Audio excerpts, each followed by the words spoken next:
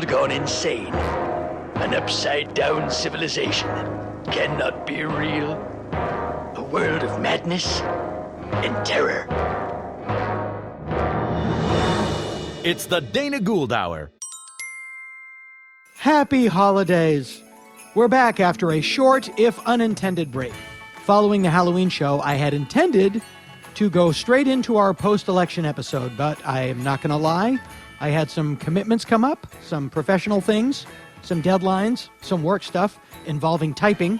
So instead of doing a quick half-ass show, I decided to wait and roll the whole shebang into one big post-election Christmas episode. Two subjects that do not connect at all the more reason to do it. So giving us the inside dope on the election, bomb-throwing Bolsheviks, Eddie Pepitone, John Ennis, and myself will first face off against non-crazy conservative Mike Murphy from Meet the Press. Listen as we actually have a rational conversation.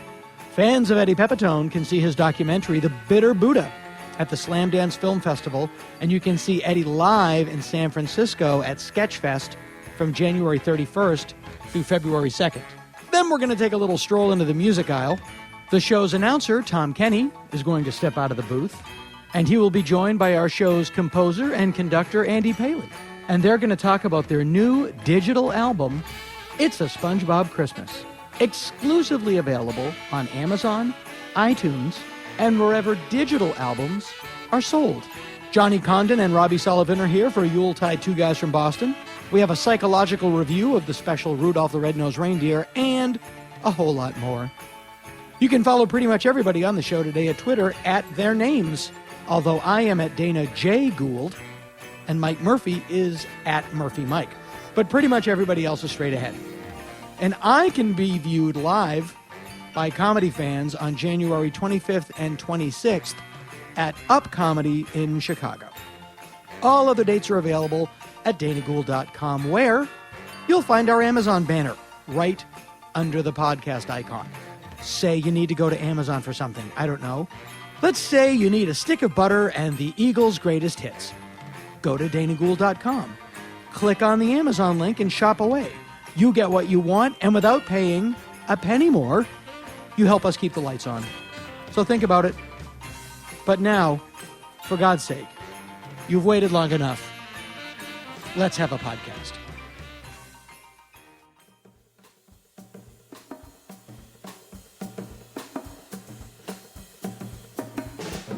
I thought after the election was done, it would be interesting to have one actual rational conversation, which you really can't hear. I mean, on MSNBC will give you the left version, and Fox will give you the right version. CNN doesn't really give you any. They don't have a version. Yeah, they don't have a version. I remember on Crossfire, like Pat Buchanan and what was the Tom Braden. They were both drunk. That was the key to Crossfire, the original thing. Michael, no, I remember. They come in at night after dinner. They both got oiled up on the great Irish tradition a little bit, and they go at it. Who was the guy before him? Michael Kinsley was Michael on the Kinsley left was the for a guy. while. He was a very clever guy. Yeah, and he created Slate, I believe. He was hired to be one of the first editors. He was a famous Washington Post opinion journalist, very talented writer, dedicated communist, but a smart guy. Dedicated. And I didn't agree with him much, but I respected him. Yeah. Mike Kinsley, he's still around. But he and Pat Buchanan would go at it, but you never doubted that the other thought the other was satanic, which is now the... Well, it had kind of a friend thing. It's a little like pro wrestling. I used to host it as a guest host with a young lad named Tucker Carlson. Bowtie Carlson, who's a good guy. And so they'd be in your ear, and they're saying, make the guest fight, make him fight. And that's not cool, right? I remember once I had Larry. See, you said Tucker Carlson's a good guy, and I just looked into Eddie's eyes, and I just saw bats and screaming children. I can't jive the politics with their humanity. Yes. You know what I mean? That's always a problem. I want to demonize them. It's the Rickles world, too. There's an act and there's the person. Yeah. Yes. And television amplifies a lot. Like Bob Novak, the Prince of Darkness, loved the fact he was a villain on TV. Sweetheart in real life. Oh, really? But the American people take these guys' acts to be their reality. Do you know what I mean? Right. They think the Elvis acts is alive. To be reality. One place I'm never looking for validation, of course, is the American people. They're happy with. They want the act. Yeah. Have you seen the show Hoarders? I try not to watch it. Yeah. That's really who's out there. It's a lot of cops showing up to the house of a woman with a bloody lip, but she won't let him in. He says, I got a mouth on me. The atomic clock of American life now are those Thanksgiving Black Friday videos. Have you seen this stuff? I haven't seen the These videos. people beating the hell out of each other to get a $4 Nintendo cartridge or something. Yeah, It yeah. is incredibly depressing. They must be laughing in China. I'll ask my kids. Yes, Dad, they're laughing their asses off. I have to say, there's nothing more boring than other people's children's stories. But the nature nurture is so, there's no nature at all. It's all nurture. My 10-year-old, who was born in China, no genetic component, sitting around on Thanksgiving watching the entire Jurassic Park trilogy, which is exactly what I would have done if I was alone. And I said to her, are you just going to sit in the house and watch TV all day? And she said, I will when this movie's over. Because as we've said a lot, it's a lot of politics is professional wrestling in ties. And it is, people do really believe that, like I know in Massachusetts, talking to my relatives in Massachusetts, now that Scott Brown was defeated by Elizabeth Warren, they're just sort of, da-na-na-na. What are they? The hammer and sickle will be lowered down. Yeah, exactly. Taliban Stepping in flag Boston waving College. over the State House. The thing is, nothing much ever changes. I mean, my friend's very excited about Obama winning.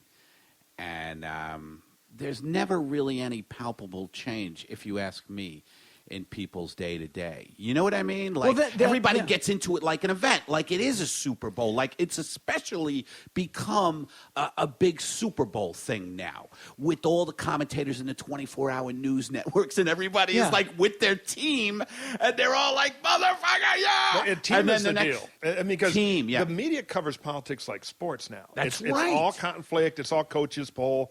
There's moral neutrality. Well, the right team just used a death camp, but the left team has poison gas. What do you think? Let's go to Dr. Frank Luntz. They do the thing with the egg. Frank. It's just a total scam, because here's the secret to every election. I have to say Go this, ahead. at the rap party for Real Time with Bill Maher, which was last week.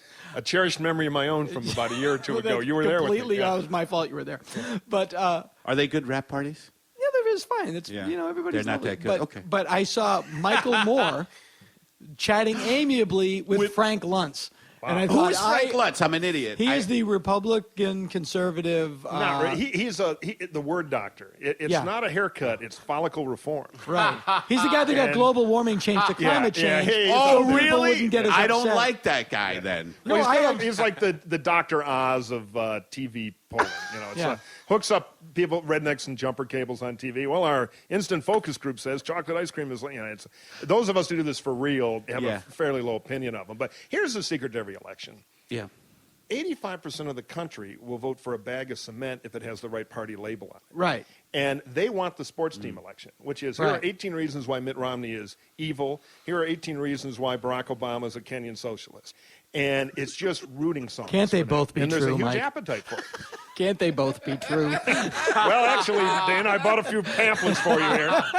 What about when Mitt Romney comes out at the debate and says, and hey, we just saw each other at a funny event. What's he talking about? What Well, that funny was event? the dinner in New York, which Okay. is Al Smith and his classic thing, where both of them hire comedy writers and read a funny speech. And they were both pretty good. I thought Romney was particularly good. Romney's actually a very funny guy in real life. Now this You is, have to be funny to go through politics. Well, you have to understand the have to be. absurdity, because you're in this crazy bubble.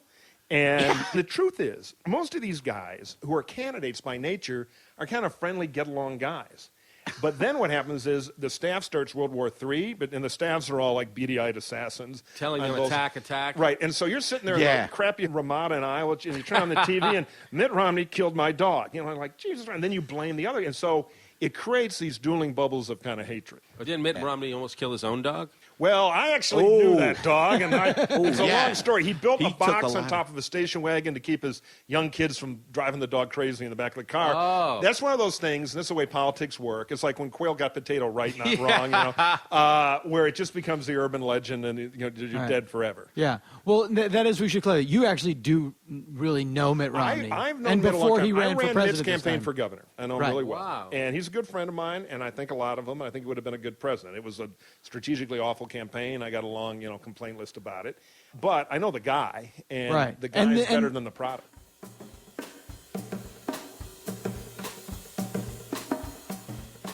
That is the key thing. It's like there's a guy there, and then there's a box of Tide. Right. And they're two very different things. And I only know it from my own experiences, like doing Bill Maher's show. Like, I remember Charlton Heston was the greatest guy in the world, and Michael Moore was a dick. Was Michael Moore a dick? Michael Moore was love a him. dick. Because I like And him Charlton so- Heston, I wanted to his follow product. him home. Yeah. And How was Michael Moore a dick, by the way? Just so I know. No, this was the thing. I said I said the most innocuous thing. I walked into Michael Moore and I said, for a minute there I thought you were Roger Ebert. Oh, that is kind of Said, why would you say that? I said, Did he say that? He goes, why would you say that? And I go, oh, you still, you had your glasses on, and he had a V-neck sweater on. I was like, for a minute there, you look at me, I don't look anything like him. He really got like that? Yeah, and I actually wanted to go, no, he could hide behind you, is actually the The reality. fundamental rule of left-wing revolutionaries is no sense of humor. You can't look up Encyclopedia of Stalin's favorite comics. They're funny guys. Was Stalin a left winger? Oh, a little bit. I worked with Jay Leno on this thing for like MTV Movie Awards. The sweetest guy in the world. I mean, seriously, when I was hanging out with him, he's present. He's looking me right in the eye. He's a talking demon to me. among comics, no But doubt. I was like, this guy should have a show.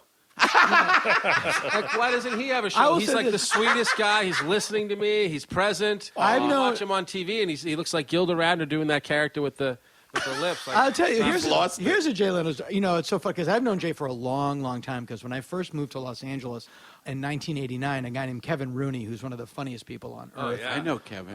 God, he's funny. He's a brilliant. He's one of these like brilliant dudes. Yes, I he love you is. too, He's- Kevin. He's amazing. Never met you, Kevin. You would like him. He'll be I'm missed. He's sure I really would. funny. Oh, you No, I love He's know a him. I know he's raging, very funny. raging. I Yes. actually know some of his material. But Yeah, Oh, he's yeah. incredible. Raging Well, yeah, well, Democrat. he was there at the birth of the rant.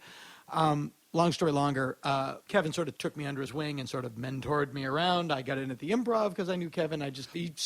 He saved me about 5 years of standing in line just by kind of like I had his imprimatur, and got to know Jay very well because Kevin and Jay were very close. And even as a middle act, I would go to Jay's house with Kevin. I was backstage at the Tonight Show, so I knew Jay socially. I'm also very good friends with Conan, so it was very awkward when that whole thing went down. And there was an article about the show in the Daily Beast where, and I have written things for them, and they interviewed me about it. And this was after the Conan had gone to TBS, and Jay's ratings had gone down to where Conan's were. So there was like a ha-ha sort of article. And I said, we talked about this. I said a very good thing about Jay, which is true. Like, I know a guy that he barely knows whose surgery he paid for. Wow. It's like that's Jay? Yeah, absolutely true. And Is then he I still said, paying for surgery? I by hope the so. way? I think so. Because I need Water on the knee. I just want to get a penis put on my forehead. Oh, wait, what? I'll take care of that for you. Jay has paid for over 3 million cat abortions. No, I don't know. But all because he won't stop fucking cats. No. Oh, I hadn't heard that. But so I gave this one quote where I said, at the very end of the interview, I said, because, people were really giving Jay a hard time, and I said, it is somewhat ironic. He wanted the show back in the worst way, and he kind of got his wish. And when the article was printed, they took out the "it is somewhat ironic" and just quoted, Jay wanted the show back in the worst way, and he got his wish. Which made it look a little harsher than it was. Tonight on the Tonight Show, not Right. Dana Gould. Yeah, that will never happen. Yeah. So that went out there, and I thought, oh, well, you agreed to be interviewed. And the next time I saw Jay, I thought, well, this is a shame because now I can't go say hi to him because I know he Really? read. I know, yeah. You wouldn't be able to say hi to him? Well, I took a shot at him in the press. Certainly how but it a lot looked of it's at. context, which is where the press screws up all the time. Yeah. True, Yeah. but I did say it. So anyway, I'm sitting there, and like an owl to a field mouse, Jay is right up on me, like, what the hell did you say that for? Wow, Why did you-" I've heard that before Yeah. about him, that he Yeah. he remembers stuff. Yeah, and I mean, if he had said that about me, and the Gould family crest is death before confrontation, but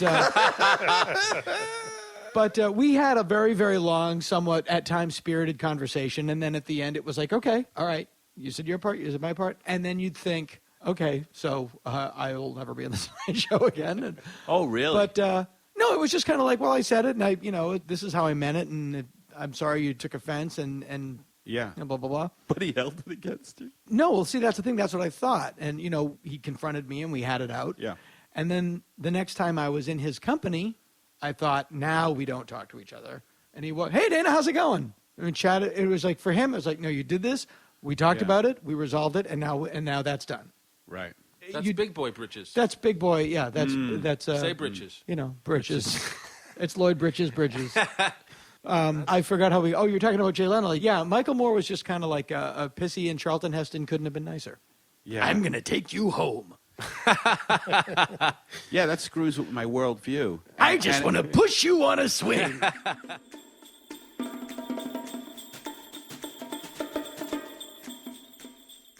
You guys are actually the first official guests that are a part of the Dana Gould Hour podcast family to actually appear on it as guests as well. Is that true? Because you're the announcer, Tom Kenney. Yes, I am. And Tom Andy Kenney Paley. speaking. And Andy Paley is our musical woman. Pregnant push.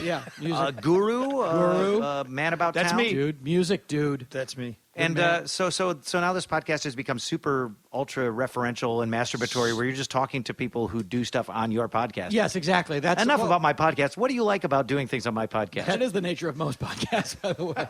Today on the podcast, the topic is podcasts. And I'm going to have some people who have podcasts talk about their podcast on my podcast. Mark Maron, Adam Carolla, and Greg Fitzsimmons, my guests today. Guys, what's it like to have a podcast? Let's talk about that on the podcast. I try not to do that. We try to keep it different, and that's why we only do 3 a year. But you guys actually have something in the stores, obviously SpongeBob, and you have a SpongeBob Christmas album available in stores as we speak. Yes, it is available digitally in virtual stores, wherever fine virtual music is sold, Amazon, iTunes, Boing Boing. It's available digital only because... Digital only? You can't go down to... There is no piece of plastic with this music on it, except for the promo one that will someday be worth millions of dollars that you're holding. See, my idea was to go down to Woolworths, get myself into the listening station. FW Woolworths? Yeah, go down to FW The five and Woolworths. dime? Yeah. And go into the listening station. Yeah. Put on your platter. And then if I liked it, I was going to purchase an LP and bring it home. And then Sam Drucker can order more for you. And play it on my console. Absolutely. I wish it was still like that. Although I got to say, I love going to like used vinyl stores and seeing all these like 20-year-old dudes with weird Civil War looking facial hair digging through old soul records and stuff. It kind of makes me have hope for the future of music listening youth. No, it's true. Dana Gould's first album, Funhouse, is actually on vinyl now. Absolutely. Wow. And I had a 16-copy 8-track tape release. Wow. Yes. Well, I own 15 of those. The funny thing, all those, on 180 digibit vinyl, those fancy vinyl releases are usually the most crappily recorded lo-fi records, right? It's like Iggy Pop record, the Ramones' first album in pristine sound. It's like, no, it's supposed to sound crappy. Yeah. This isn't a Steely Dan record, I saw the New York Dolls, Iggy Pop, Ramones. It's like, these are records that the reason I liked them was that they didn't sound like Steely Dan records. I want the hisses and the pops. And the mud. That's kind of, they sound like old records. It's like somebody gave me the Universal Classics on Blu-ray, but they all look like they're shot on video because it's so high def now. Yeah, they look like those Twilight Zones that are shot on video and they kind of suck. Cheap, but you're like, this kind of blows. It looks like a play. Yeah, exactly. Everything looks like Playhouse 90, and it can be too good. Yeah. It can be too good. I think the natural example for this is when you see a chick that's so hot, you think, I wouldn't know how to fuck that. You're like, in the Universal movies, you're like, wow. Yeah. I never realized you can see Evelyn Anchors' nipple in this shot. You can see not only Evelyn Anchor's nipple, but you can see Lon Chaney Jr. looking at her and lusting to wrestle with Broderick Crawford. This is where we'll cleave off half the audience, that Lon Chaney Jr. and Evelyn Anchors hated each other because Lon and Broderick Crawford would get drunk, go into her trailer, and, quote, wrestle. Wow. How do you know that? Wow. That is from the book Universal Classics, available on McFarlane Press. McFarlane Press, one of those like $85 books that you go, do I really need this? And then you wind up buying it anyway. Yes, I absolutely do need this. The unpublished screenplays of Val Lewton. The kids can go to a lesser school. Wow, but I love like worlds colliding like that. Like, yes, absolutely. Yeah, like Frankenstein Meets the Wolfman and Highway Patrol are two of my favorite things. And NRBQ covered the theme song from Highway Patrol. Right. So. Who wrote that? You realize I don't know. Now there is a song because I'm the man of the highway patrol. Oh, that's what's his name? Red The Simpson. tall guy. No, Red Simpson wrote it. Yeah, Not to be confused with Red Sovine. he did a whole concept album. No, not Giddy Similar, up, though. Giddy up, go, Giddy daddy. Up Go Giddy up, and go. Phantom 409. And Phantom 409 is how you get ghost stains off your furniture. Yeah. Well, now what is it? Phantom 309? Phantom 309. Yeah, big. That's Red big, Sovine. Big Joe. On Star Big Day. Joe and On Phantom Star Day 309. Records. Covered Like George Jones. Covered quite well. I know I'm going to lose Andy on this. Covered quite well by Tom Waits on Nighthawks at the Diner. I know I'm going to lose probably both of you. Yeah, kind of. Well, but Tom Waits used Augie Myers from Doug Somm, who is name checked on our Ho Ho Hoedown song. We mentioned Augie Myers, the organ player for the Texas Tornadoes and the Sir Douglas Quintet, who played on the last couple of Tom Waits records. Tom takes the character of Hence Cowboy my theory Kringle that Claus. all crazy shit is interconnected. Somehow All interconnected. intertwined. You know? And hoedown is what you yell into the walkie-talkie when one of your hose is knocked out. Absolutely. Hoedown. When I'm checking my traps and one of my hose gets assailed. We need a med evac at Sutter and Fourth. I've got a hoedown. That would be great if prostitutes were run like a SEAL team. Like, I need a med evac, 5 minutes to evac. Helicopter comes in because a hooker broke a heel. Go, go, go, go, go, go, go. That's her over there sitting on the mailbox. Go down.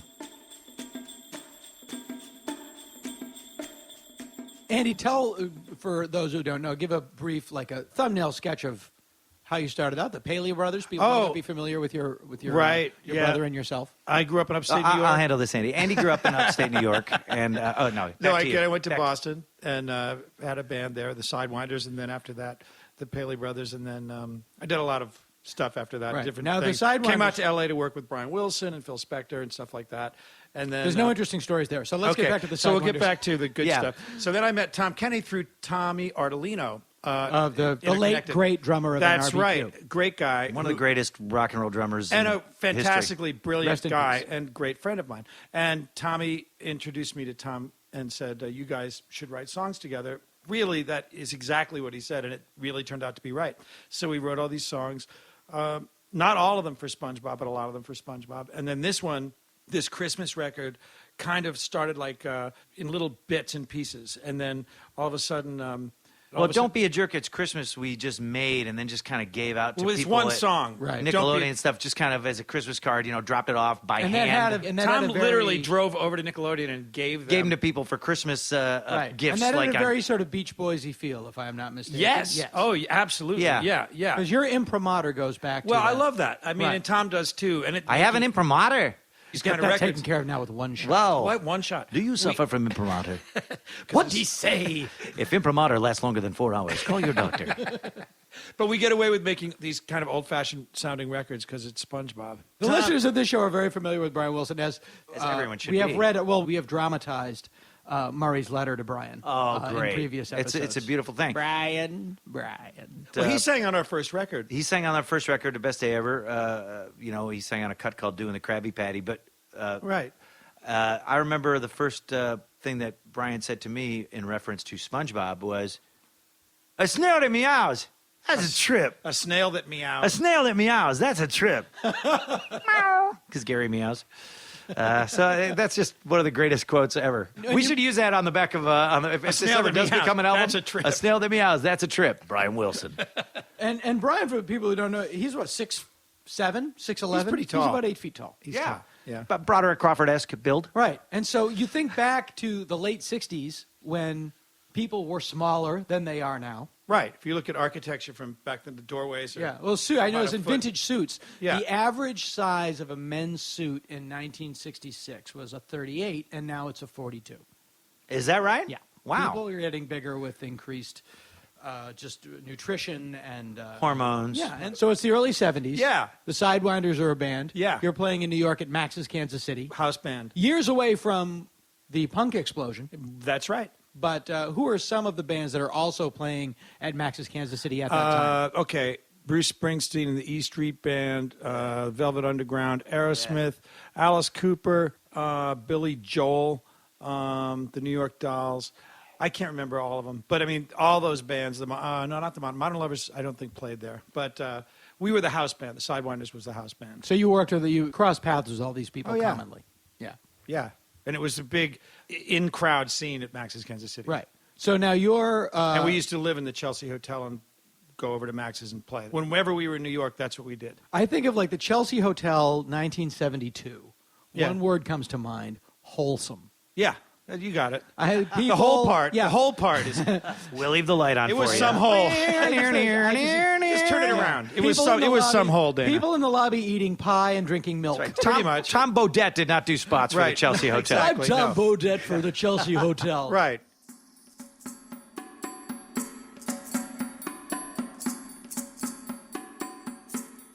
Gotten a nice beef with Rush Limbaugh last week. I know. I heard him on the radio. Bad Well, mouthing it's you. funny because he'll rant and rave about me on the radio for a while. And the truth is, guy knows how to play the radio piano. I mean, he's got a broadcast genius you can't deny.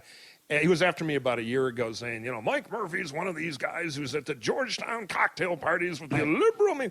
And the funny thing was, I've tweeted about it, which was Rush, as you might remember, the last time I was at a 5-star restaurant in Georgetown having a $400 meal, it was with you, which is actually true. It was many years ago. But my point was the biggest problem Romney had was the Republican primary. Yes. And the truth is that Yeah, there was I an saw open that. seat Democratic race. It would have been Obama versus Rachel Maddow versus the ghost of Trotsky. It would have been a bumpy road, too. Art And I don't know- Garfunkel would have ran. Put yourself in Mitt's head for a minute. I'm not speaking for him, but you're standing on a stage with 11 candidates, half of whom are certifiable. Bachman, They are. a few of them. On a bad night, Alan Keynes. Keys is always crazy. Yeah. The bumper sticker was "Crazy times deserve a crazy president." Back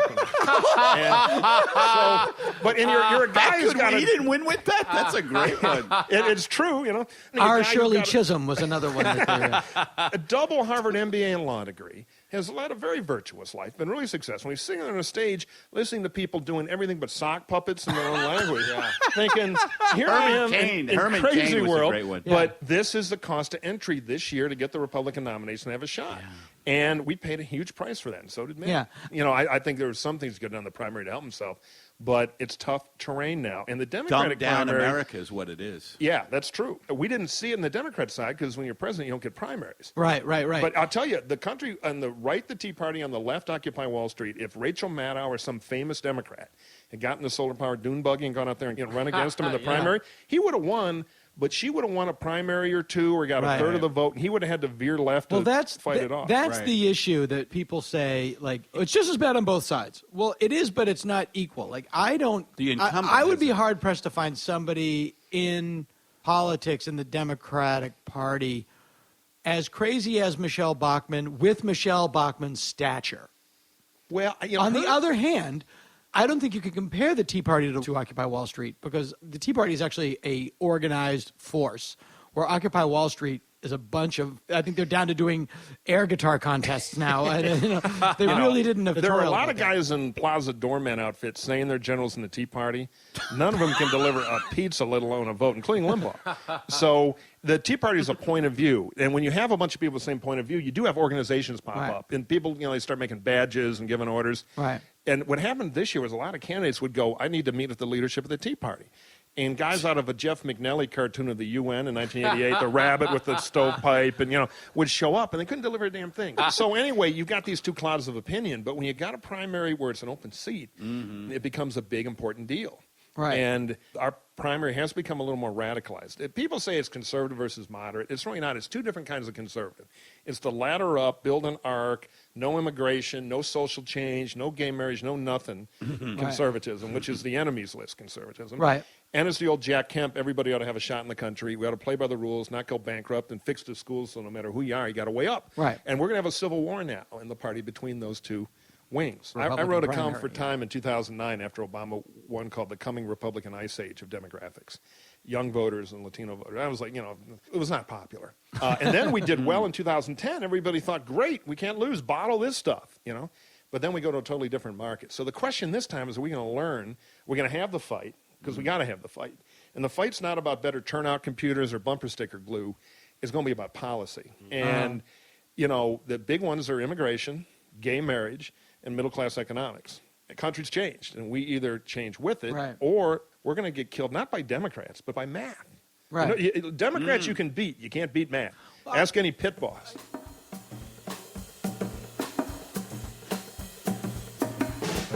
Does a great old joke in the advertising business of the guy walks into the supermarket and asks the consumer, why do you buy Crest toothpaste? Because of our incredible new advertising campaign.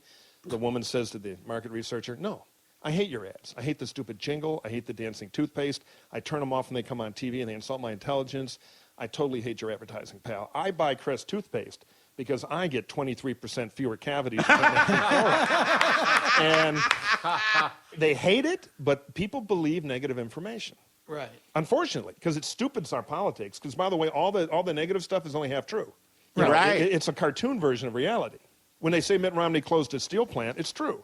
That he closed it to save the other steel plant. So we have one left instead of zero during the worst decade for steel in the history of the country. You know, the problem with the voters is they don't want to demand more than the USA Today version of those. Right. Well, I've always said that. Yeah. It's difficult to explain any position that requires a comma.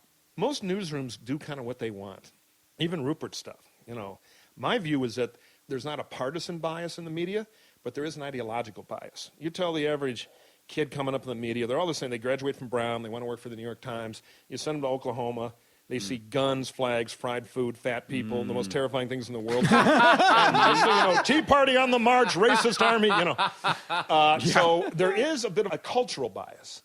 And the old story was, well, the publishers are all Republican, which meant, yeah, you'd have George Will writing a column on page 84. But with the exception of Fox, which I think has gotten a lot better, by the way, since they got rid of Beck, and NBC, I think, has gotten worse at night. Yes, I will. There's not that much control by the corp guys, at least that I know about. Yeah, I, who am a liberal, like I can't stand Martin Bashir. Yes, he's a fraud. Or I like really Al Sharpton. I gotta back up Al Sharpton. Yeah, really? Don't look at me. You never see me on MSNBC other than on Andrea Mitchell, Chuck Todd, or Morning Joe. Yeah. Well, I love Chris Matthews because he seems to be a minute away from just taking off his shirt and running around the set. And at any moment, I mean, you know him, but he'll just go, you know, you get this guy. He's from the Philadelphia suburbs. He's a regular guy. He packs his lunch in a brown paper bag. He has like a whole wheat sandwich or, you know, turkey, ham, salami sometimes, or they got peanut butter sandwich. People love it. And I love those people. I love those people that do the peanut butter sandwich and banana. And people don't think you can cut up a banana and put it in a sandwich, and you actually can, and it's true. He's a very sweet guy, but I think he ought to do the show in a prop, non-lethal dynamite vest. You know that's really what's a non-lethal but very good-looking vest made out of dynamite sticks. Because you're waiting, you know, and he needs a siren to go off. He really does. Yeah. Now, what circle is he in the Catholic Church that puts him in the front row with the Obamas? Well, no, he's got a long history with he does go the cardinal in that world. And he wrote a great book, by the way. He wrote a couple of decent books. He wrote a really great book about the friendship of Richard Nixon and John F. Kennedy before they were presidential adversaries, when they were both in Congress together. Young congressman, yeah. And it is called... Oh, I don't remember, but it's a famous story, and it's all true. Yeah. The thing is, it takes place in 1948, I think. You know, he's working at the circus.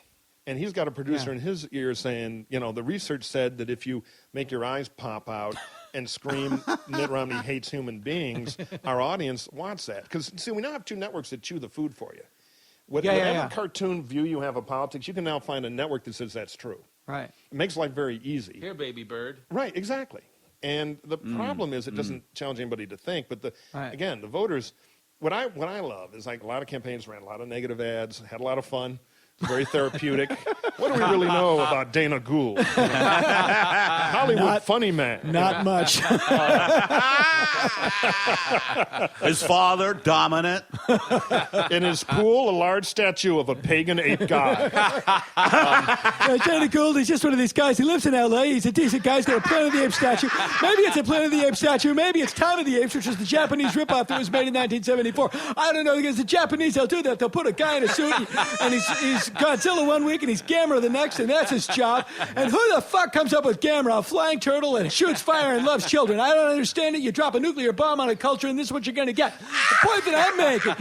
I'm so glad Sandy happened. I'm so glad Sandy. He said that. I don't know if you saw that. It was the end of a very long, Chris Matthews, the end of election night. Yeah, I'm so glad Did you see it? It was a big deal. I saw his apology the next day where he the fell on his sword. apology. He had to calm down. He had to ratchet down what Dana was just doing and go, actually, he did it in kind of a manic way, too. He goes, at the end of that long election night where they go till 3 in the morning or whatever, and they start at like 8 a.m. from the exit polls. I love what the exit polls. What are they saying in the exit polls? What, leave me the fuck alone. I'm just here to vote. I got to get to work. Definitely, I got to get What the exit polls say is, I hate negative ads, and Romney put his dog on the roof of a car. Yeah. But anyway, so Matthews at the end of it said, because apparently Hurricane Sandy, the wisdom was, especially Bloomberg endorsing Obama and working with Chris Christie on the Jersey Shore, that Hurricane Sandy was good for Obama, which is a weird thing. It's like that nuclear strike was terrific for Obama. You know what I mean? And Matthews just let it slip because his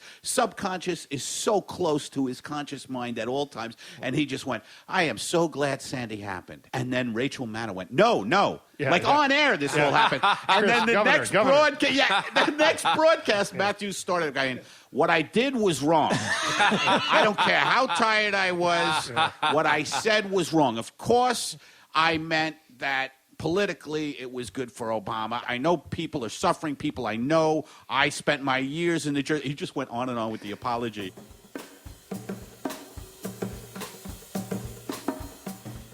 I almost got killed 4 years ago by Keith Olbermann. Literally, Harold Ford, who's a good guy, who's a congressman, ran for Senate Democrat. We're there covering the convention. I had a deal with NBC, and they said, the only MSNBC you have to do is a convention night. It's fine. So what NBC has done is put Olbermann, when he was working there, and Matthews to co-host the election on the cable channel. They wouldn't let him in the building, into the big skybox. They put him out in the parking lot. Is that right? Yeah, in like a big glass booth 5 stories up. And they had bicycle fence to control the crowd, and 300 lunatics were there who were like whatever Keith wants. And so I'm grumpy, but, it's a gig. By the way, that's going to be the name of the book I write. I'm grumpy, but it's a gig. That explains so much. My memoirs are either going to be The Senator Wants a Coconut or Contractually Obligated. One of the two. So they sit us down in director chairs, and you've got all these lunatics who love Olbermann. He's up in the glass cage. What event is this? This is at the Democrat National Convention, 2008. And so Harold's the Dem, I'm the reporter, sitting there, and 8 feet behind us is this huge crowd of people who want to scream. And they've got big, huge screens, and we're out in the parking lot. It's crazy. It's everything but a burning something. And so they go to me, and Hillary Clinton just I think you mean Wicker Man. And remember, she had run against Obama, and they said, Murphy, what do you think? And I said, I'm going to tell the truth on TV. Said she did a good speech. Now it's a long limo ride home with Bill. And it was not easy for her to do the big Obama speech, but to her credit as a politician, she did it. And then they did their thing. They're going to help the campaign on Election Day. She's going to vote for John S. McCain. Because I know a lot of politicians, and the one they get is the secret ballot at the end, and she and McCain are buddies. Now, I don't know it's true. I would have bet 10 grand. Just knowing politicians. And I hear this, get him off, and Matthews and Olbermann's exploding on air. Get him off. The crowd goes nuts. And Harold looks after me. He tells a great story about it. That's the moment I thought it would be Murphy, black man killed. That is, they stormed the bicycle thing. They would kill me even though I'm on your side, comrades. And we could hear the 400 people going nuts pushing the thing closer to our heads. Wow. And they're chanting and everything, and then off I went, and that was my last Olbermann appearance.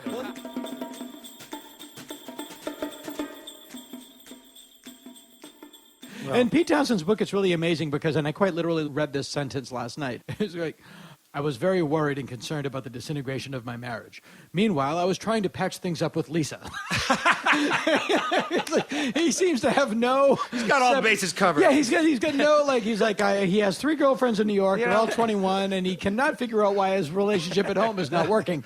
It's not like a famous rock star to be selfish in his relationships. What the hell's going on? But it's those guys are usually so good at that shit. But he seems to have a journalistic objectivity to his own foibles. It's like really he's just a bizarre lack of opinion on himself. Now, I didn't buy the book, but I paid through it in Costco because the line was long. Right. And it was like, you go to Costco and you go, okay, here's the Pete Townsend book, a big stack of those, and here's the Bill O'Reilly book. You know what I mean? Which one am I going to pick up and read? Yeah, okay, I'll read the Townsend. And you're just there to get a 40-pound tin of butter cookies. I'm like, I don't need this much of anything, do I? Do we really need this much? I mean, you're there to get an 8-gallon can of Pam.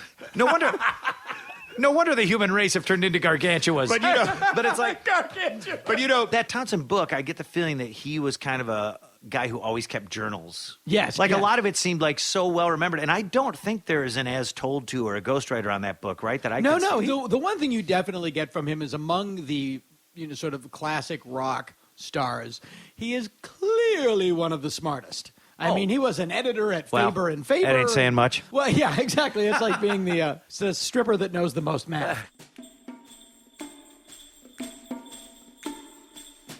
You know what's weird about my career path is that it's been long enough since I did stand up or trafficked in it at all that people don't even remember that I ever did it.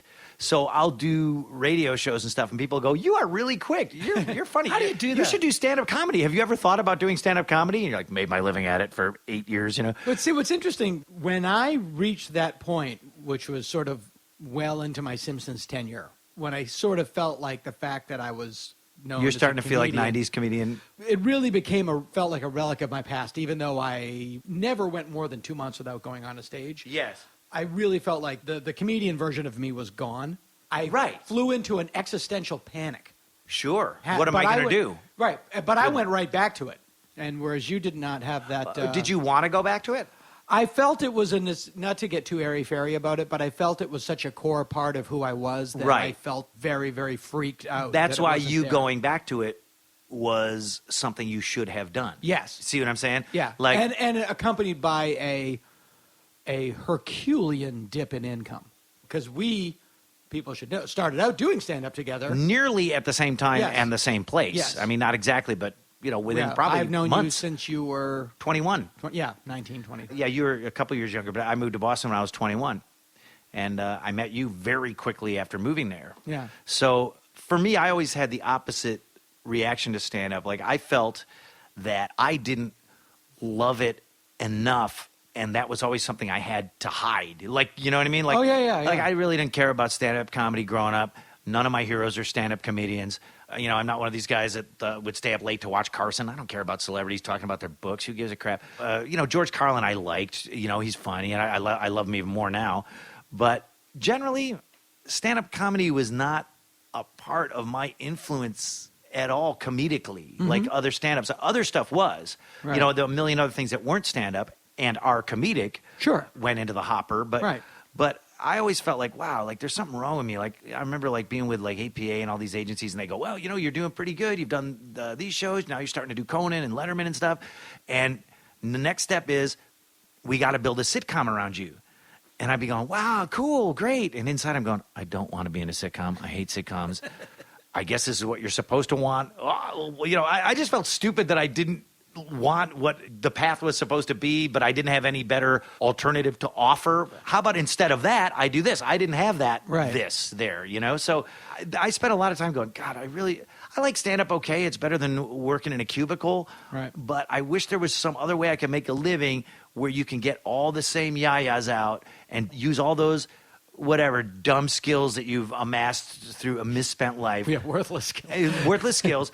But you can make a living with them if you think about it, And for me, when I started doing voiceover, ding, I don't need to speed date other careers now.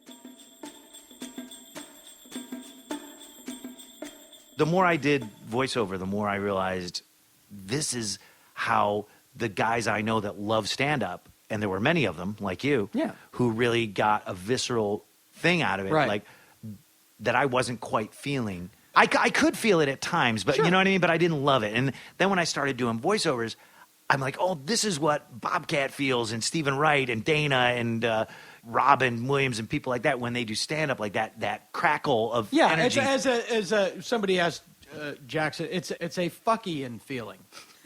Where like when you're done, there's that, I'm done. I'm done. Stand-up was very nerve-wracking for me. And this is absolutely true. I'm somebody who doesn't remember dreams at all. I had a long talk with a friend of mine the other day about this. I can barely remember That dreams. I can't remember dreams? Yeah. No, that you can't remember dreams. No, I don't remember dreams at all. And Jill remembers everything. She's talking to people from her past, and her mother is showing up as a little girl and talking to Jill, and just like all this stuff that I go, wow, this is like pretty deep. And when I do have a dream, it's always like I'm mowing the lawn. It's always something really boring. Well, I'm done. And the one recurring dream that I still have once or twice a year is that I'm on a TV show, like a Letterman type show, and I'm behind the curtain, and they're introducing me to do stand-up. And you don't have anything ready. I've forgotten to put a set together. Yeah, well, that's a common anxiety dream. Yeah, but it's not. You're taking a test that you haven't But studied this is for. specifically a curtain, a guy, the stage hand behind going, you walk out there. And it's also, I haven't done stand-up since, 1993? Yeah. I'm still having this freaking dream? No, when does it stop?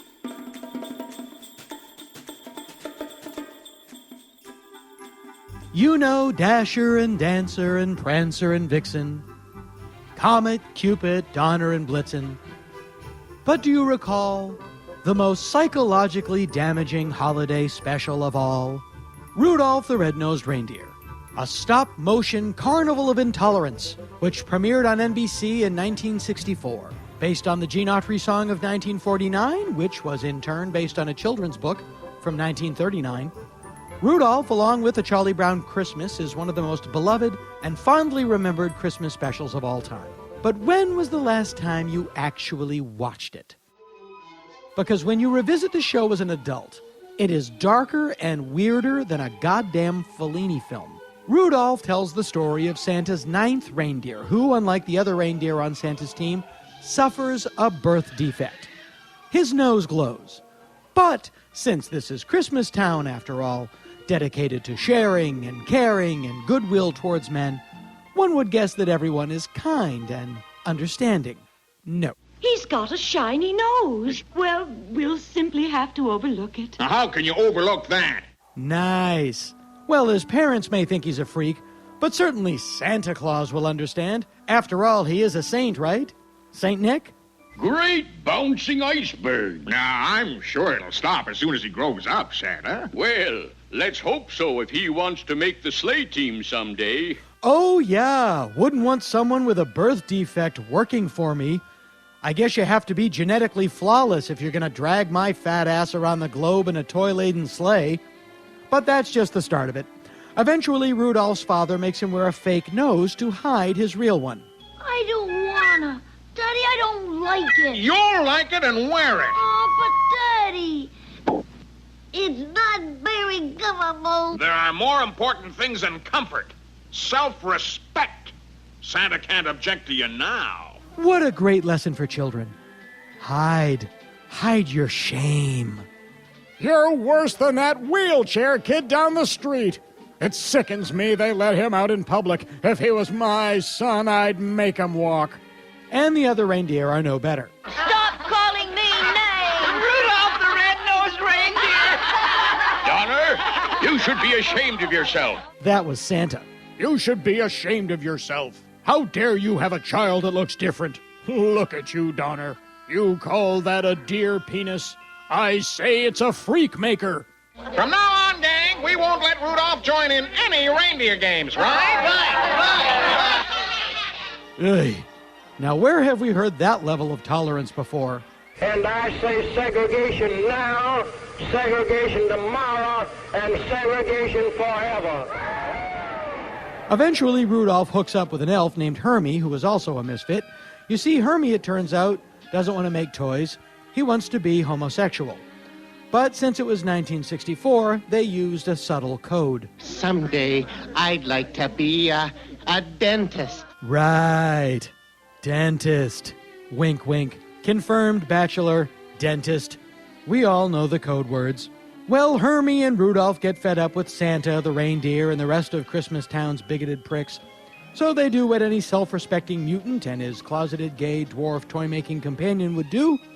They hit the road, ending up eventually, or perhaps inevitably, on the island of misfit toys. We're on the island of misfit toys. Here we don't want to stay. Now, what fever dream produced this segment, we'll never know. But apparently, the network thought it provided a great lesson for kids. If you're different, in any way, you should be punished. Even if it's just something mild. My name is... Don't tell me. Jack. No, Charlie. That's why I'm a misfit toy. Really? Seems kind of harsh. But you do have the wrong name, so maybe you should go live on an island somewhere. You know, like a leper. After enduring this waking nightmare, Rudolph finds himself back home, facing down his tormentors, who present him with an interesting offer. Rudolph, with your nose so bright, won't you guide my sleigh tonight? You see, there's a terrible storm. A storm so brutal they want to cancel Christmas. But instead, they're just going to stick Rudolph out front. See, that's the best way to apologize to someone after you've exiled them. First out the door on the suicide mission. Now, one may wonder why Rudolph went along with this deal. Here's clinical psychologist Dr. Jeff Gardier. Victims of Stockholm Syndrome develop compassion and loyalty towards their captors. And there you have it. Okay, Rudolph, full power. Up, and away! Rudolph the red-nosed reindeer, you'll go down in history.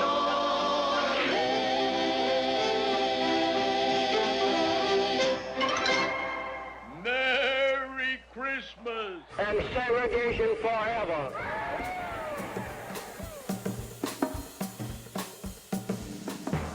Welcome to Political Talk with two guys from Boston. A working man's look at the socio-political issues of our day. And now, Political Talk with two guys from Boston. Welcome to Political Talk with two guys from Boston. I'm Johnny Condon. Robbie Sullivan here. It's a holiday edition. Yeah. Celebrating not only Christmas, but Kwanzaa. Oh, yeah. Hanukkah. Why not? There's another one, La Pasada or something. There's another one I saw. There's lots of stuff. Just pin up some ribbons and dance. Hey, I had a question. Yeah. You know, you see these people that come from Israel and Palestine. And, I don't see them that much. Egypt. You see them on the news. Oh, on the news, yeah. None of them look like Jesus. Yeah. Because I've seen some pictures of Jesus where he really looks like Thor. Yeah. He's got blonde hair, ripped, blue eyes. His abs are like a six-pack. Yeah. I've seen not one blonde person on the news when they're covering the Middle East. Yeah, you never see a Jesus-type looking Shiite. Never. You know, Never. Nobody over there looks like David Soul from Starsky and Hutch on a long break. Well, I always thought that was comforting growing up. They're like, hey, you know what, Ma? You know, we might not have a lot of money. We might be on food stamps. But, hey, we look like Jesus. If you want to see my father shit himself blind, yeah. Let him go into like a Goodwill and see a portrait of Black Jesus. That drives him up a goddamn wall and a half. I think it's awesome. There's got to be a first. Everybody should have a Jesus. Wheelchair Jesus and gerbil Jesus. I wonder how many people have that Black Jesus in the house, but when they have people coming over, they take it down. In a dashiki, there could be Black Jesus, and then there could be early 70s Black Jesus. Oh, I like that. A Dolomite era Jesus. Yeah, like an Arthur Ashe Jesus. Avenging Disco. Yeah. Oh, awesome. Avenging Disco Jesus. Yeah. With a sweatband. Yeah, it's like Bobby now. He could have all different outfits. He could have a sporty ponytail. You never see Jesus with a over ponytail. The net. Did they not have rubber bands yet? No. They didn't He have never them. had a ponytail. They That's true. had him. That early 70s George Carlin ponytail. Yeah, I mean, they've got Black Jesus, but they couldn't figure out how to put his hair up. Well, Black Jesus has a big afro, or I would think he would have dreads. That's scary. Yeah. If Black Jesus was found to be the Jesus, yeah, and he had big dreads. And a gun, you would find less Christians in the South. Yeah. I think they would start to dissipate. Yeah. I don't know that they'd go to Judaism. No, I think they would start to believe in Thor. Yeah. They would go to the mighty Thor. Who's the blondest god I can find? Thor. Yeah, I think that works. I love Thor. Thor's a good one. But if he's a god, why does he need help? Why does he need the other Avengers? That's what I don't get. Yeah, if he's got that huge, heavy hammer. Here's what I think. If you were the Hulk, same with Superman, he becomes the Hulk. And this is, again, the natural progression of talk. Yeah. For any conversation about Jesus, within 4 minutes, you're at the Hulk. Yeah. Oh, absolutely. What if when Jesus got really upset, he turned black? Coming off the cross. Thou wouldst not like me when I'm angry. And he sprouts an afro and a gun. Yeah. Pulls himself off the cross. Sure. Why wouldn't you? But if the Hulk becomes the Hulk when he loses control, when he gets really angry, loses control. All you got to do is like misplace his coffee. Right. So he can never have sex because once you lose control at the point of no return. Well, that might be true, but what if he's very, very in control? He's been practicing because he knows about the problem. There's that certain point where it's all bets are off. Do not take Levitor if you have been the Hulk. If you turn green. If you are the Hulk.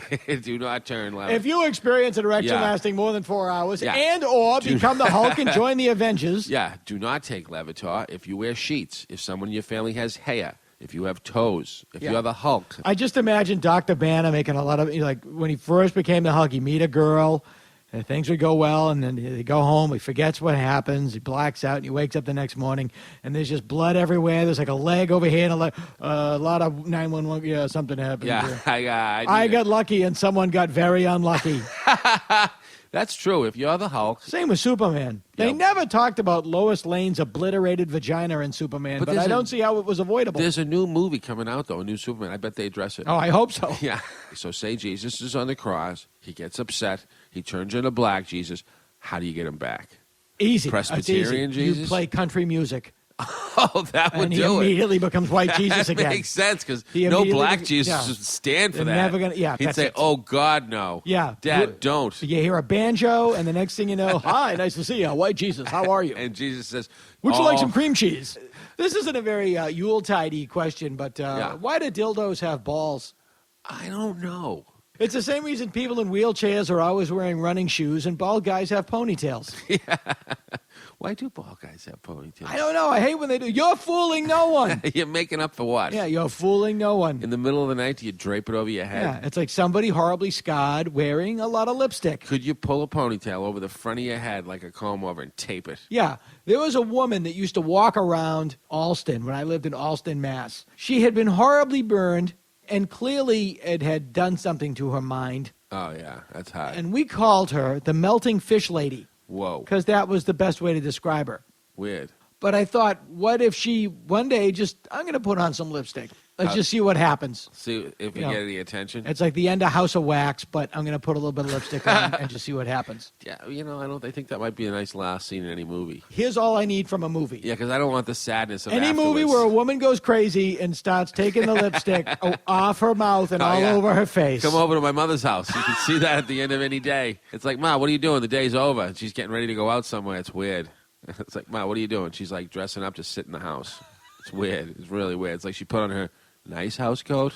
Yeah. Like that was the upgrade from an hour ago. What do Sure. you do? It's purple? Like, what's the upgrade? Oh. I don't really know, but I know there's lipstick in that pocket. Yeah. The more nog she downs, the further the circle goes from around the circumference of her lips. It gets to where it's hitting her nose, and What? I'm like, Ma, don't go out. What is the deal with eggnog? Tired of not being able to drink conditioner? Yeah, I'm sick and tired There's of that. nothing like a tall, cold glass of eggs. My aunt used to have a birthday cake for Jesus, and when we go over to her house, we'd have to sing Happy Birthday to Jesus. Well, that sounds drunk. Yeah, it sounds a little drunk, don't it? Sounds like Happy Birthday, you son of a bitch. Jesus, I love you, Jesus. Yeah, but the interesting thing, Jesus looked so much like George Carlin in the early 70s that now we kind of know what Jesus would look like had he gotten older. And smarter. Yeah, he would have looked just like George Carlin. The older you get, Yeah. the less you know. Oh. Because the more you are aware of life's complexities, Yeah. and that there are very few hard and fast truths. I like that. And the less you know. So at one point, Jesus would have gotten to the point where he's like, fuck, I don't know. Yeah, I'm going to go with an empty head Yeah, policy. the Sermon on the Mount, Sermon on the Mount number 11 would have been like, buddy, get up, do your fucking best. I don't know. I don't know. I'm going to let the knowledge flow Yeah. through me, but I'm not going to try to hold on to Eat it. your Wheaties. Dry gas will make any old car run better. Check in with me next year. Let's stop paraphrasing parables. Yeah. Okay, lepers. Lepers next. Let's move it. I got to go. I don't understand guys who dye their fucking beard. Yeah. Have you ever seen that? Yeah. Like a guy like, No. do your roots and the roots of your face. They have a thing called like a beard pen.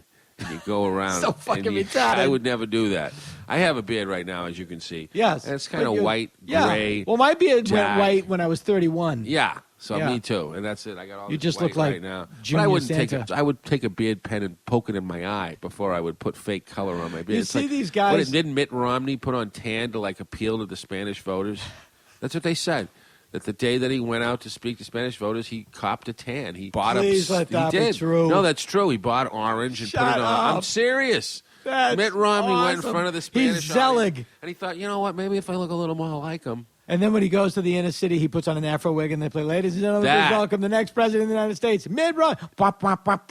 If he did that, not only would Wheezy Hello, been up- dummy! Wheezy would have been up on stage next to him. He would have had a lot more support. The only mistake I've ever had with women is, and I got to stop doing it, and I always do it, is at some point I ask them if they're sure they don't have lice. That's a weird question. Yeah, and then they go, are you sure? That's weird.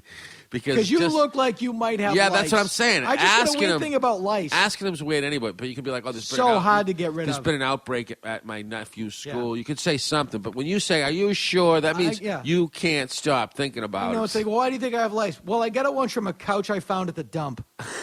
Well, why do you think it's me? I'm just being careful. That's a hot line, though, because now they know you're careful. Yeah. I mean, that's kind of attractive. You'd think. This guy's not going to have lice. He checks people for women chickens. Women do not like to be equated with discarded furniture. Or animals that live in your skin. So what are you doing, man? You doing midnight mass on Christmas Eve, or you going on Christmas morning? You know what I find is that if you go to midnight, you're good the next day. Yeah, you feel good the next day. You just feel good. You don't got to do nothing either. And you got to wrap early. One year, my parents went to a Christmas party and got fucking hammered. Yeah, did they drive home? They drove home hammered, and they had not wrapped a fucking thing. And they came home at like midnight on Christmas Eve, fucking plumb, like, fuck this. So we come downstairs on Christmas morning, and we're all excited. There's 6 of us. We come pouring down the stairs. And my parents just are like all hungover, like, all right, there's your pile.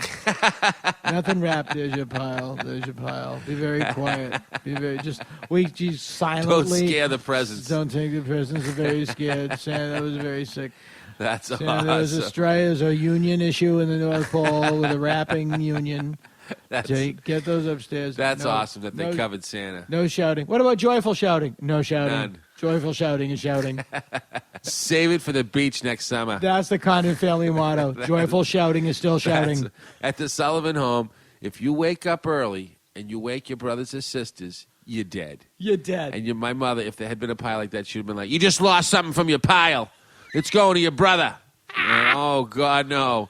But my mother would literally, she'd wake up, she'd get us all orange juice, you'd start to open the presents, and then literally it was like you just watch her fading, knowing like she's been up all night. She's been up all night. You got to be kidding me. Yeah. And I'm sure she had a Tom Collins. I want eggs. Yeah, she had a celebratory Tom Collins with Silent Night at 4 a.m. 4 a.m. And then you're eating chocolate. You have a bunch of chocolate before you even eat your breakfast, and you're all wired. But she was up crying and emotional at 4. She's got nothing for us right now. It's over. You're trying to put together a battling tops. Oh, yeah. I remember somebody lost Hurricane Hank. Exactly. I remember my brother's train looking at it going, my mother set this up wrong, and then realizing, oh, no, Santa set it up wrong. Like, what are we going to do? We had to lie. I can't even ask her about it. We had to lie about, like, Santa. That's the thing I remember, like, around 10. It's about 11 or 12. You're going to write a letter to Santa? And you're like, and then you feel responsible for your parents' feelings. Oh, I got to keep up this bullshit. Oh, and it's a dilemma. It's a moral dilemma that you face at that age. Like, all right, I know it's fake. And they know it's fake. Yeah. But now we're both lying to each other. We're in this rowboat together. It's a beautiful moment when you look into your parents' eyes and you lie, and they know you're lying, and they approve of the lie. In fact, they're proud of you. You're responsible for their feelings. They're proud of you. And by being responsible for their feelings, you will get a toy or reward. That, to me, is what Christmas is all about. Political Talk with 2 guys from Boston.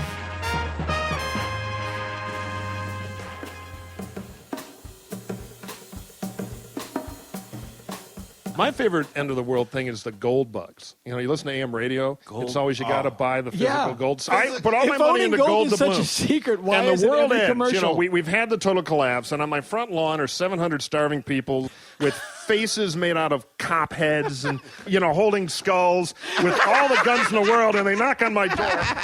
And I come out and I say, I've got a gold to bloom. I'm going to bargain with you to let me live. Yeah. What do you do if your gold to blooms after the war? After the nuclear explosion? There's one commercial that airs now on Sirius about, like, there's something about holding a coin. They have the guy that, like, normally does, like, porridge commercials. He just has that kind of voice.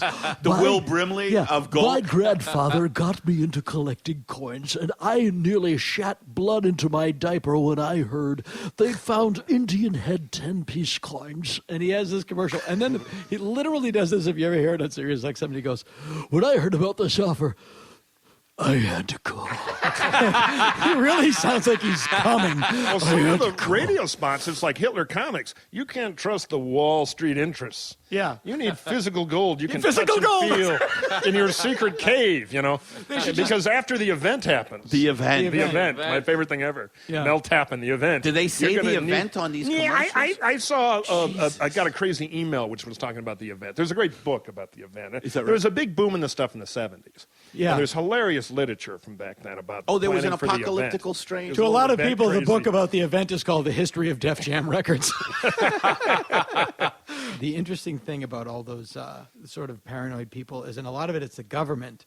It's like, well, I remember in the LA riots, like, we calmed down when the National Guard showed up. Did they show up? Oh, yeah. Yes, they were literally tanks down Melrose. Jesus, I wish I was there for that. I lived with a bunch of people, one of those houses full of people, right above Hollywood Boulevard at the beginning of Laurel Canyon. We had a nice view of the LA basin. Right. And you could see on the first day the fires broke out way down on the horizon. And you can see a photo of this. It's the image of our Apocalypse podcast. You can see the photo I took. And then the next day, maybe things will calm down. No, actually, the fires got a little closer. And as Kevin Rooney said, everybody left Brentwood and the Palisades and headed up to Santa Barbara. It was like the aristocracy leaving the French Revolution. 101 North is littered with powdered wigs and bonbons. That's how it's Kevin Rooney. Priuses out of gas, bad modern art. You can imagine what the Trail of Tears would look like. Not me. That's Kevin Rooney's joke, not mine. And then what happened was we're watching the news because they blew up Sammy's camera, and then they got into the photo fixing chemicals, the fire, and then boom, and it was like, oh, that was an explosion. And then they got to Hollywood Boulevard, which was right.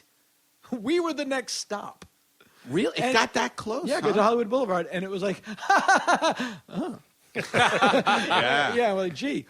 What was funny though was that and this is not a lie, they showed a guy looting the Victoria's Secret, which is, it's like they can't be that serious. I'm going to get me some crotchless panties. Send a message to the man. Guys, it's okay. They're looting Victoria's Secret. Yeah, they're narcissists and pleasure seekers. Thank God. Really. The next thing you know, they're not revolutionary. They've looted Larry Edmonds Cinema Bookstore. Books of the streets are littered with purloined copies of Clara Bow's autobiography.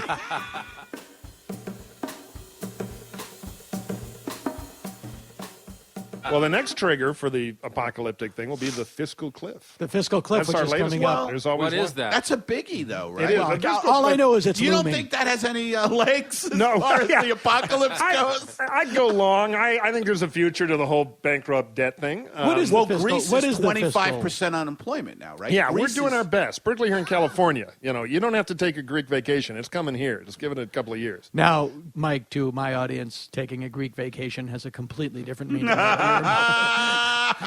Mike means going to Greece. Going to Greece. Visiting the cradle of civilization. Not the cradle of how you sit. I just thought you meant creamier yogurt. Again, code for something God created. Fiscal okay. cliff. Yeah. Explain it to the layman. Again, bunch of tax by cuts. layman, I mean.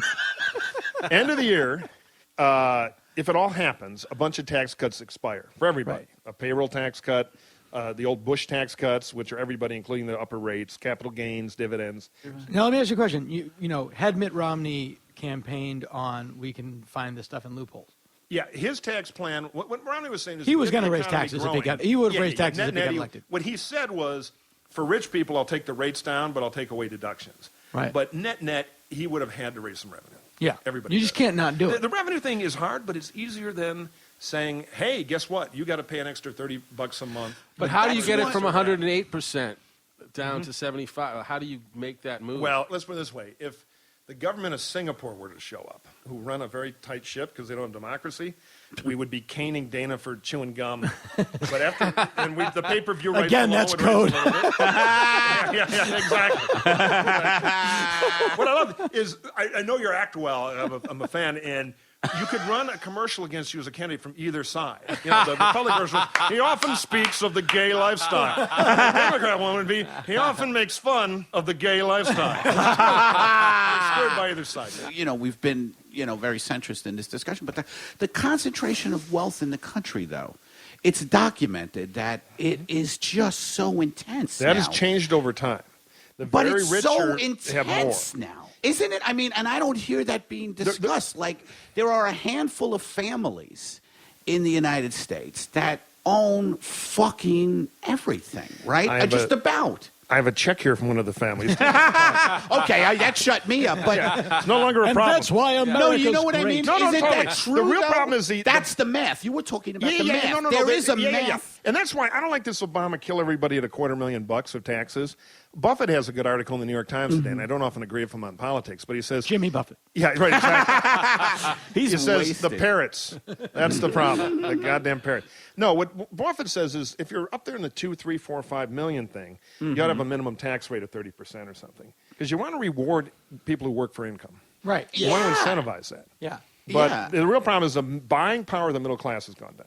And that's why the middle class is well, mad. some people would say the middle class is being they've been destroyed. They've been hurt, which is why this class warfare stuff is caught on in politics. But it's really not the solution. The solution is everybody doing better. And the way to do that is you can redistribute at the top some. I'll buy into that. But you need a tax code that rewards work and rewards growth and is simpler.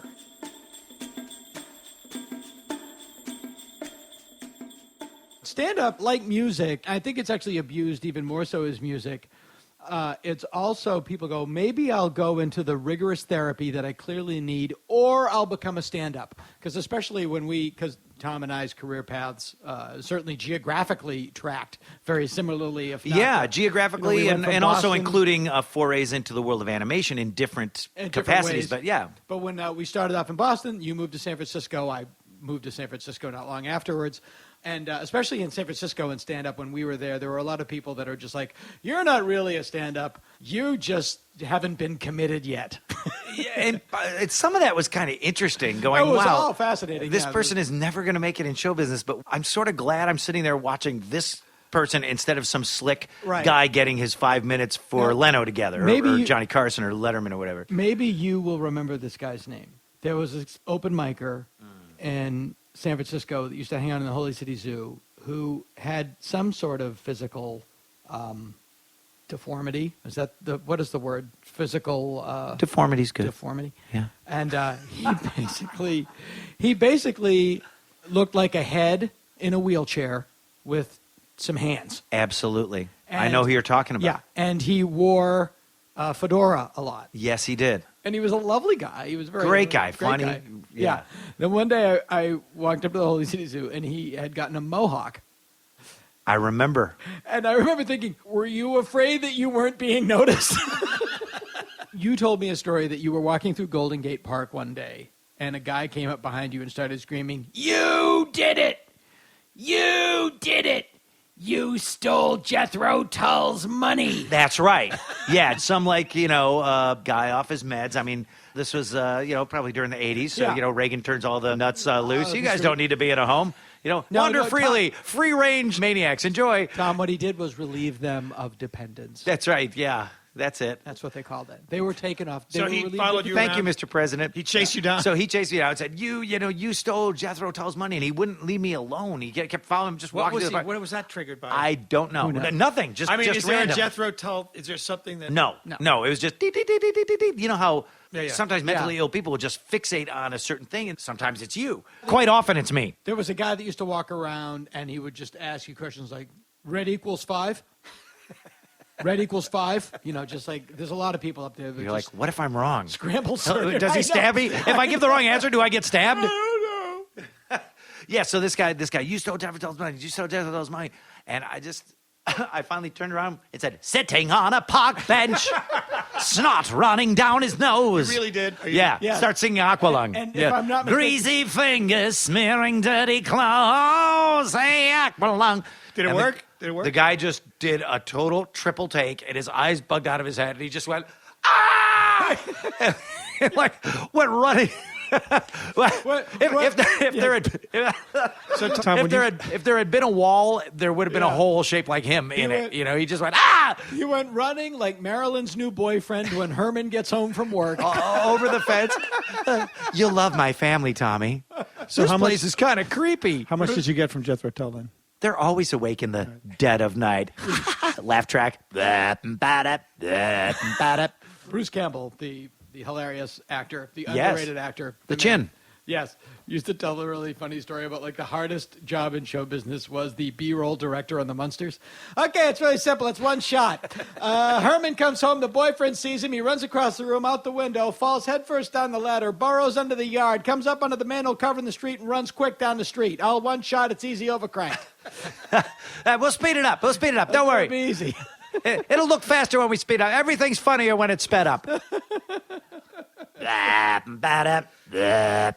Incredibly beautiful musical score by the great Vic Mizzy. I know, so great. Guitar Tommy by Morgan. a guitar by Tommy Tedesco. Yep. Daddy the Tommy. Father of my friend Danny Tedesco. He of the Wrecking Crew. Yeah, we ended up with some of those people. Yeah, we used a bunch of the Wrecking Crew guys on this SpongeBob record. On it. It's a SpongeBob Christmas album available on Amazon and iTunes and digital music iTunes places. iTunes.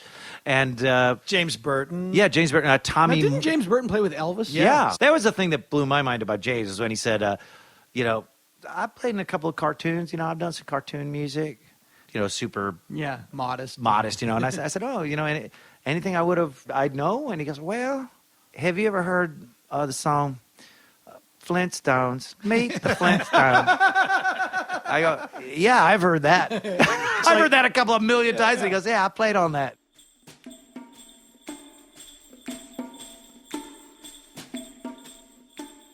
It's like the credits are the beginning of that Wrecking Crew movie when you see the dial on the radio, Yeah. and then you hear Last Train to Clarksville, and you hear record after record. It just Pop records, rock and roll records, everything. Holiday And records, those guys music played on soundtracks, theme everything. songs. Yeah, for those of you who don't know, the Wrecking Crew were... It was just a lot of great musicians who played on stuff in L.A. The go-to guys. in the early 1960s, and it sort of ended at the end of the 1960s, but a group of people like Hal Blaine and Earl Palmer on drums. Carol Kane. And Carol Kay on bass. Guitar players like Tommy Tedesco and James Burton. And Glenn Campbell, who was one of them. Nino Tempo is one a of our Wrecking guys. Crew guy. Yes, he was. And He played on our record. Nino Tempo and April Stevens had a big hit. Deep Purple. Deep Purple, exactly. Not Oh, the sure. band, but the song. Covered by Donnie and Marie in 1975. That's right. Dude. Before, And, they gave it the Mormon makeover. Yeah, but Nino... Which Mitt Romney almost gave our country. Nino Tempo plays sax, and he's a great musician. And he was one of Mormon makeover. Phil We're all Spector's getting new guys. underwear. I'm pitching that reality show tomorrow. Mormon makeover. That's awesome. Yeah, Joseph Smith. There's a clever guy. No, I mean, talk about a brainiac. It's amazing. What a genius. Great. Honey, good news and bad news. I talked to God. He said, I can hump and marry as many women as I want. You can only hump and marry me. He's wearing a hat with jewels on it. Yeah. But his dad was a big Fun for me, scam not so artist. fun for you.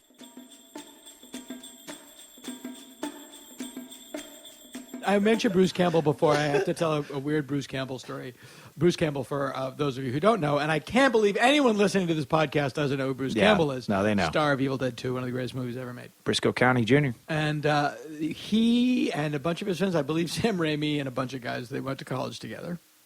And they called Larry Fine at the Screen Actors Guild home. Yeah. Small World, where the Roddy McDowell Caesar statue from Battle for the Planet of the Apes now resides in Roddy's Rose Garden at the Screen Actors Guild home in Woodland Hills, California. Aw. Its former home, 25 feet behind where Andy is sitting right now. Whoa. That statue gets around. It's very Statue well gets traveled. around, not unlike Roddy himself. So they literally just get the number of the Screen Actors Guild, and they're in college, and they just call up, and they go, Larry Fine, please? They go, hang on. They're just kids in college. A couple of minutes go by. Yeah. Hello? Hey, Mr. Fine, we're just college students in Michigan. What? Yeah, we're just college students in Michigan, and we're just, my name is Sam. It's my friend Bruce, and we're just really big fans of yours. And what is it? And he's like, really? And you that's fantastic. And they said he was so nice. And then in the middle of the conversation, they just hear Larry go, Jesus Christ, it's 4:30. And he puts down the phone. Similar story with an added stand by me element. Our friend, Ellen Lorman, who grew up in the valley here, same thing, used to call up these people at the old actors' home. Larry Fine being one of them, and him and his friend call up Larry. Same thing. Get through. Hello. They're like, hey, we're big fans of. Could we come visit you in Woodland Hills? Sure, kid, come on over. They show up. Like, hi, Mr. Fine, we're here. What? Who are you? It's 4:30. It's fun. You told us to come over and visit you. I did. Larry was very advanced. Had a stroke or two at that point. And they did that. Red equals 5. Have you ever talked to Larman about this? Doodles Weaver called up Doodles Weaver on the phone. No, this is insane. We talked about Doodles Weaver in the last podcast. You did? Yes. God, every time I do a podcast, they've just talked about Doodles Weaver on it. The last show was the Halloween show, and Scott Alexander and Larry Karaszewski, who wrote Ed Wood, of course, were on, and we had a long conversation about Bela Lugosi meets a Brooklyn Gorilla, and Sammy Petrillo, and Duke Mitchell, and from there we got into Doodles Weaver. And it's a slippery slope. It is a slippery slope, but it's so funny because Scott and Larry are the same way. I'm so much more comfortable among that level of show business than I am. Because you are that level of show business. I know I am, but I also, I go to these big parties and, I'll see Dustin Hoffman, and I've been to parties where Mick Jagger is 5 feet from me, and, my wife has a big job, and I go to these parties as her date. But I'm so much just like, that's John Saxon. Oh, I know. I'm so much more because who the survivors that I find fascinating. Well, and also character actors. I didn't care about movie stars when I was a kid. Who cares, But when you see that guy who played the fussy hotel clerk in 8 million movies, you go, wow, that guy's awesome. Mrs. Maybe I could be that guy. There's Franklin Pangborn, I talked to Tom Poston on 57th Street. I know Tom Poston, yeah. Very tall. My favorite actor of all time, Dwight Fry. The greatest. He died at 43 or something. Yeah, 44. But he Christian Scientist died of a heart attack on an LA City bus. Refused medical care. We'll be back with more Jizz Talk. That stuff, I liked it, but I didn't retain any of it. This week on Jizz Talk, the Lovin' Spoonful and 10cc. Let's Jizz Talk. Now, you're a musicologist. The Lovin' Spoonful. I hope to have John Sebastian on the show. Great guy. Lives in Woodstock. Really great Lives in Woodstock, New York. I am a giant Lovin' Spoonful fan. Me too. I feel they're very underrated. No, they're not underrated. They're gigantic hit. No, but I know what I know what Dana's saying. terms The of the marketplace validated them, but hipster rock and roll history think they're cool? dismisses them because they're not. Absolutely not. Yes. Dana's right. Dana's right. That's very unfortunate. I think that's not. They're so great. 6 O'Clock is a very underrated pop song. Yeah, I think because they were happy and they were, you know what I mean? They weren't snide. Anything that's happy. One of the greatest bands ever. But look at the stuff that hipster rock journalists, and they say history is written by the victors or whatever. Rock journalists like Jim Morrison. They like serious kind of dark. Yeah. Sunshiny pop So guys do you believe are Magic dismissed. isn't going to cut it with those? I don't think so, because it's in commercials and it's Right. That's in too some bad. ways the Beach Boys early absolutely. stuff is Yeah. dismissed by those people. Absolutely. Whereas It's the reason that people The later in all stuff- of these documentaries want to talk about Smile. Right. Because Exactly. Because it was dark and spooky, Right. as opposed to That's what I named my kids, by the way. fun, dark, and spooky. Yeah. And they don't want to talk about, as you said, Summer Days and Summer Nights, song for song, is a better album than Smile. Yeah. But you will nobody never wants read to write about that. You will never read a journal like a hipster rock journalist's article appreciation of the Beach Boys and have drive-in Right. mention.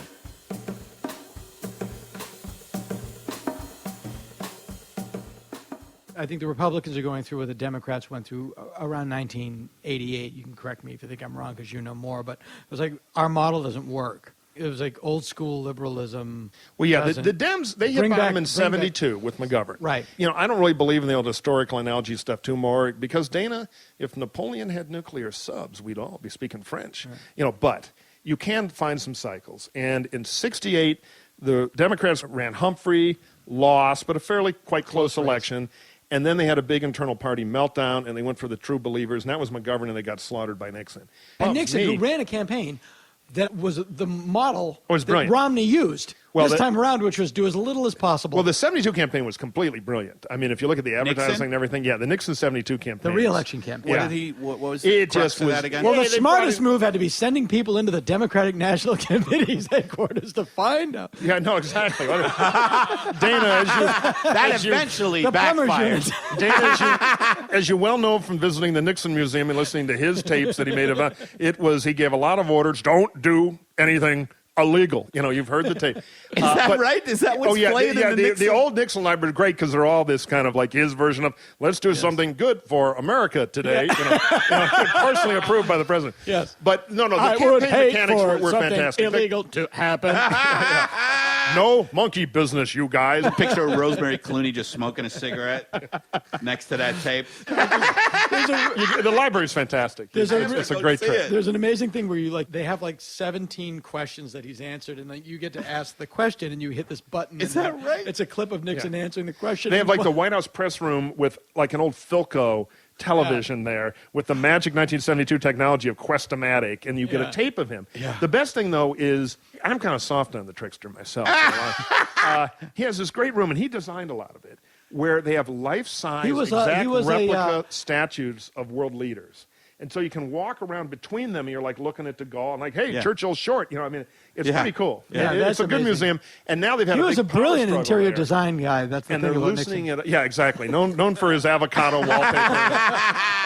God damn it! I said eggplant. Do you know anything about feng shui? If you're a Nixon freak, I think you have to go to Alibris. Now it's out of print, but there's a hilarious book called Memo from RN. I have that which book. are all these Nixon memos. Mrs. Nixon is making too much noise with her salad fork at dinner. Please, fly press plane into mountain holderman. Crazy little notes he sent after a few drinks. It's fantastic. Louis C.K. is another Nixon freak. Yeah, we got to do a field trip. Yeah, Louis C.K. is a big Nixon freak. Now, in the Altman film Secret Honor, when he says, I never used that. I never said God. When he talks about how Kennedy came in and started speaking God speak, and that's what won him the election. Oh, really? There's in the question and the answer thing, there's one really funny one that I remember thinking, it was just one of these, what do you like to eat? It was one of these, and it's just a clip of him, and just to play it on a loop, I think would eventually drive you insane, but it's just him going, there's really nothing like the taste of a charcoal grilled hamburger. He was a big potatoes guy. He was a football fan. Totally. He won his fortune in the Navy and playing poker. Playing boring cards. During World War II. No way. Yeah, he was a sharp poker player. Really? You go ask the old Russians or Red Chinese. They're like, yeah, I taped a few people, but finally we had an 8-player, and he ran circles around both of us. So elect another smiling idiot, please. But anyway, the question for our party, the Repubs are 72, where they kind of had to hit bottom, and the Democrats then start clawing back. Right. Are we heading that way next time?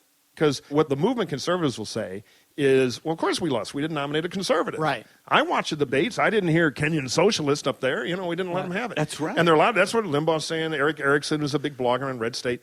And in the primary electorate, there's a battle for the hearts and minds now. I'm on the other side of it, but they could win, and we could try it their way. I mean, I tweeted to Rush, and I meant it. Here's what he ought to do. Run for office. Show us how it's done. Yeah.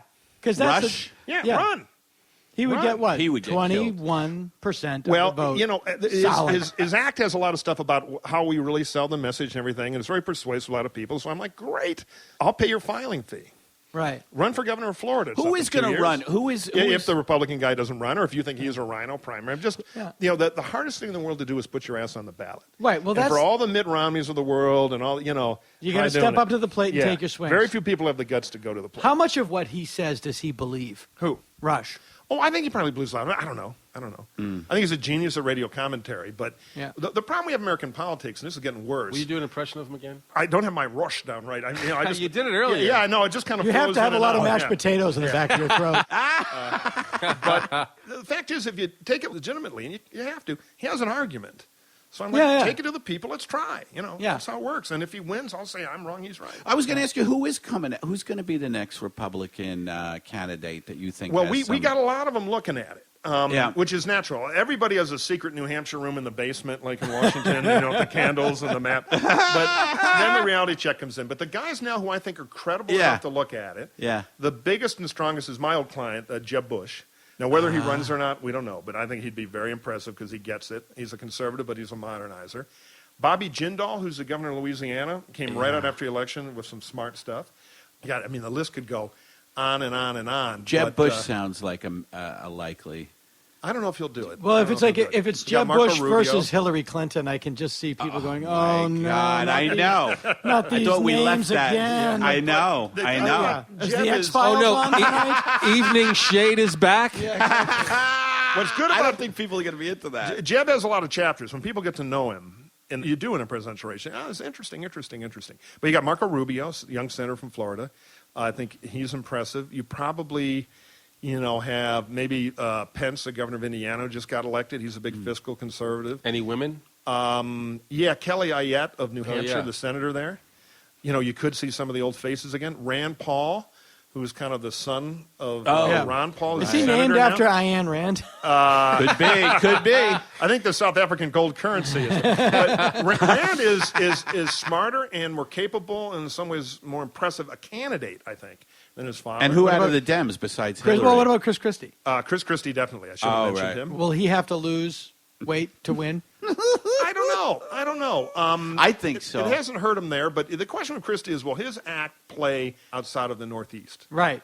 Yeah. And will it play one? Because he has to play 100 times. Yeah, and there's also because there's the thing like in Massachusetts, like it's a very like East Coast thing. It's like, oh, I can't believe it. Something good happened. Yeah, don't shit yourself. and people are like, yeah, whatever. But you say that in other parts of the country, they're like, how You just dare know you? that in any town hall, That's a colloquialism. Yeah. Christie really wants to answer the question with "Listen up, knucklehead." Yeah. Now that said, I think objectively he's been a hell of a good governor, and kind of helps to have somebody who's actually done a good job. Yeah, my father-in-law's from New Jersey, and I don't follow the local news, but apparently. On the Democrat side, it's Hillary and everybody else. Do you think she'll really run? I have no idea, but I'll tell you this: it's kind of like a virus. When you got it, you want to run. And she's run before. That said, she'll figure it out. But there'll be a She wants to be queen, man. among the non-Hillary people to find a challenger. Or if she doesn't run, wide open, be 100 of them. Well, Joe Biden will run. That'll be fun. He's saying he might. Yeah. Oh, good. He reminds me of the old Vegas act. Screw the casino. I'm going all night. Here's a polka. Just going off the material. You never know what's going to happen. I hope he does for the entertainment. He's like value. a Chris Matt with Joe Biden loves Yeah, those he little does those, anecdotes. Like, I know a guy from Scranton. And this guy from Scranton, every day, the same pants. My father, he's another guy. He always goes for the melodramatic list. And he only has one leg. Yeah. And if it wasn't for Medicare. Yeah. My grandmother. I hated that during the debates, by the way, where both candidates would just go, I was speaking today to a woman who was armless. Her children were both legless. And she said to me, Mr. Obama, that kind of thing. That's and I tune out. But I just go, fuck you guys. I was at a convention for women who were born without legs. And I have to tell you, that room was crawling with pussy. But it's always anecdotal. I don't care, Mr. Self-Made Millionaire. My cat had cancer. What did you do for Fluffy? Yeah. But that's the country we got. That's how the politics is communicated. The one thing that will be different, there's going to be a war over debates because debates are free television for crazy people who can't afford to buy ads in a primary. And if you're Romney thinking, why do we have open mic night 10 times? Yeah. That killed him. And so, but the cable TV guys and the news media, they want more debates because it's show business politics. So this time, I think in 4 years, there's going to be a hell of a lot fewer debates. Michelle Bachmann. She clearly is as crazy as she seems. I don't know her. You must know people that know her. I said on Meet the Press after the Iowa straw poll that I would grow wings and fly to Jupiter if she were the nominee. Fascinating email after that. From people where passion is high and spelling skills are low. Oh, man. A lot of all caps. Any of it scare you, that shit? I get a lot of cuckoo emails. Oh, you do? What I do is on @MurphyMike on Twitter. Sometimes I'll shoot back to the crazier they are. But now I do rules on Twitter. I don't know if you tried this. Bad puns, mittens, or no Obama, not allowed. You get instantly blocked. I block people like crazy. All caps, blocked. All caps. More than 11 exclamation points. Yes, exactly. You're blocked. But no, I don't think she's a... I've stopped having Chris serious Brown write candidate. my email for my Twitter. It felt like Captain Kangaroo when there's 10 of them up there, and Yeah. she's sort of speedy delivery man. Yeah, and you do feel bad because Mitt Romney is, you might not agree with this, probably clearly an intelligent guy, Oh, he's clearly very a grown-up. I'm not going to speak for him, but assume you got a smart guy who's worked hard, was a good governor, and he's sitting there and people are like doing finger painting on their forehead. What would you be thinking? Yeah. I think that's pretty much what How he do I was get saying. out of this picture? Yeah. Well, I think the only thing that's certain is, clearly, whatever happens, we're doomed.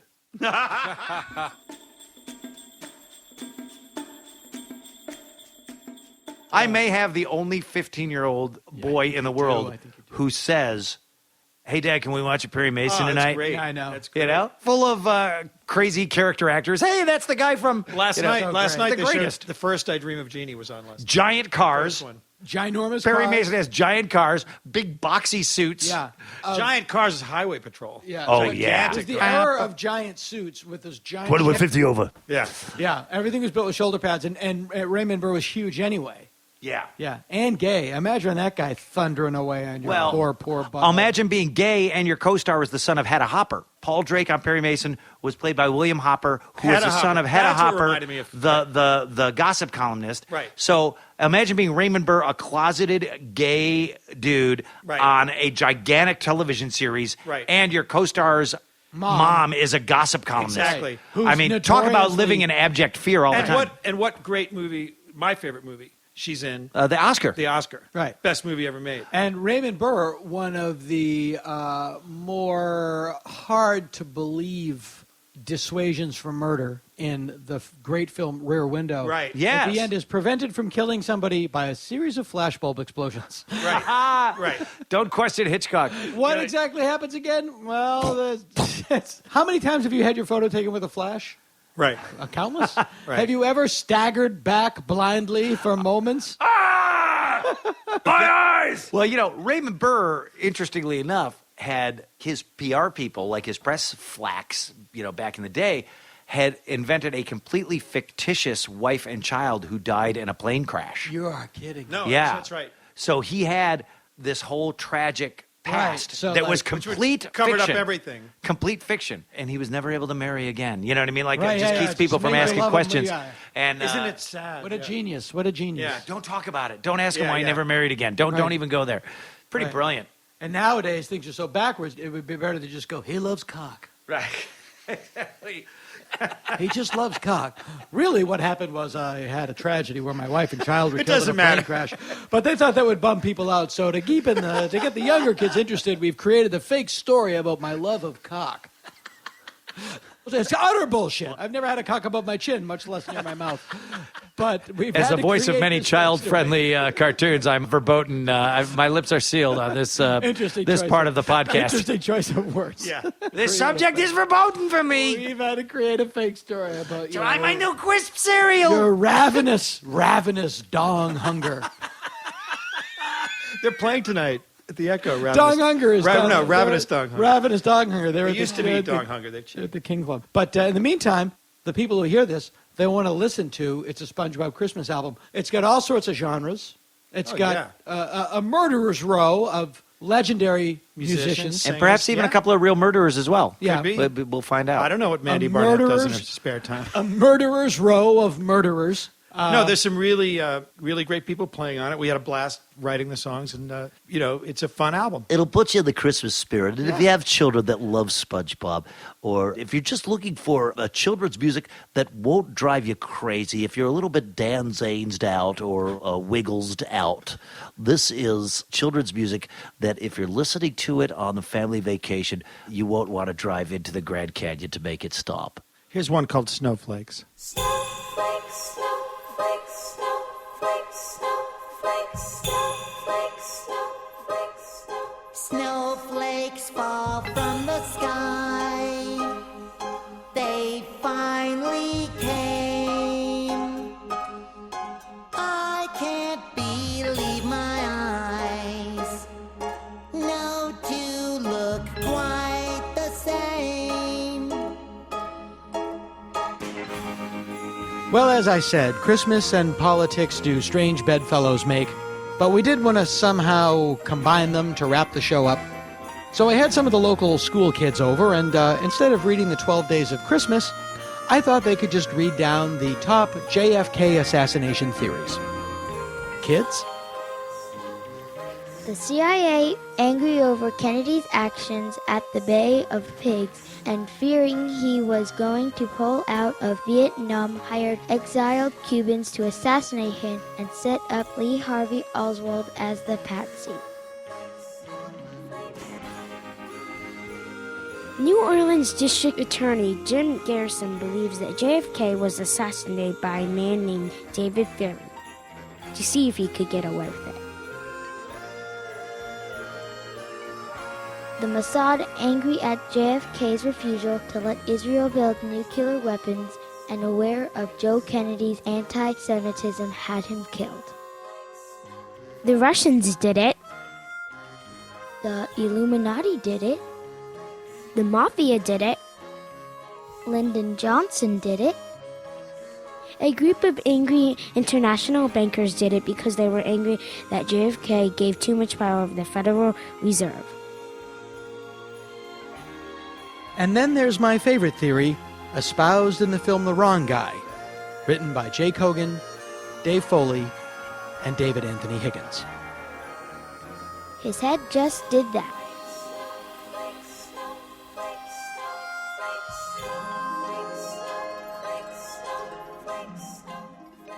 This has been the Dana Gould Hour, brought to you by the Internet. Music by Andy Paley, with Jake Posner behind the board. Produced by Jeff Fox. Graphic design and web production by Spencer Hunt and Segan Friend. Sound editing and post-production by Jalinda Palmer and Joe Napolitano. Hey, if you like the show, why don't you drop us a line at show@danagould.com. Tom Kenney speaking. I came and then I shat. My two favorite past tense phrases.